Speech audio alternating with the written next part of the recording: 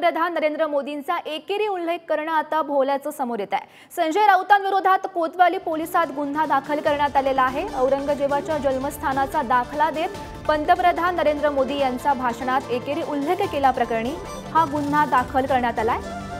महत्त्वाची बातमी आपण सध्या पाहतोय।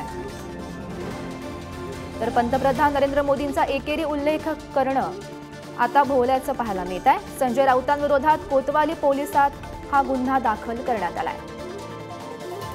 तर या संदर्भात माहिती देत आहेत आमचे प्रतिनिधी उमेर सय्यद सध्या आपल्या सोबत आहेत। उमेर, महत्त्वाची बातमी आपण पाहतोय। आता पंतप्रधान नरेंद्र मोदींचा एकेरी उल्लेख करणं भोवल्याचं समोर येतंय। संजय राऊतांविरोधात पोलिसात गुन्हा दाखल झालाय, काय माहिती मिळते या संदर्भातली?